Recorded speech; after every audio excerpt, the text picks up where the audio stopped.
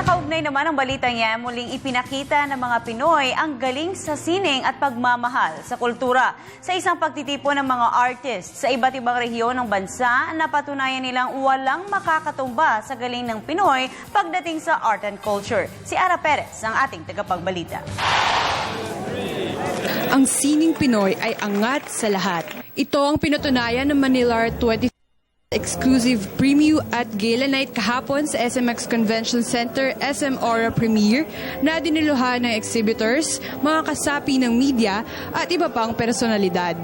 Sa isang taong naging paghahanda ng pagdiriwang, naniniwala si Robbie Santos, gala night director, na mas nakabibilib at nakabibighani ay ika-5 taon ng Manila Art, lalo na sa tulong na handog na grant ng National Commission for Culture and the Arts. Ngayong taon, sinuyod din ng Manila Art ang iba't ibang rehiyon. Tampok ang mga likha mula sa iba't ibang probinsya ng bansa, kabilang ang Batanes, Baguio, Palawan, Cebu at Bacolod. Sa paglipas ng taon, di pa rin nagbabago ang adhika ng Manila Art, ang ipakilala ang kultura at palaganapin ng sining, di lamang sa bansa, kundi pati sa international scene. The vision of Manila Art is to introduce culture and to propagate art to the greater majority of Filipinos and eventually to the rest of the world.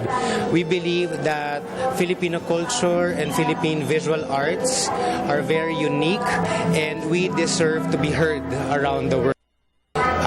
Through Manila Art and through the many galleries which support Manila Art, we think that we will be able to have a presence in the international art scene.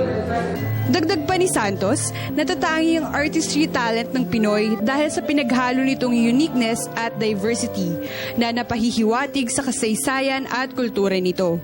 Art is always an expression of one's culture and it is equally an expression of one's history. And because the Philippine culture is a combination of many other cultures which colonized us, we are able to develop a unique brand of expression. So we have Western expressions, we have Eastern influences, all melded into one unique kind of artwork. Bilang matagal ng tagatangkilik ng Manila Art, lubos na ipinagmamalaki ni Senator Sonny Angara ang sining Pinoy at malugod na sinusuportahan ang pagmamalas ng Pinoy art sa mas malaki pang tagpuan. Alam ko, matagal na akong bilib sa Filipino art. So, kahit anong venue na may papakita at may papakilala sa mas malaking bahagi ng ating publiko, parang ikaw magandang development yan. Ang Manila Art 2013 ay bukas sa publiko mula October 10 hanggang 13. Para sa Telebisyon ng Bayan, Ara Perez.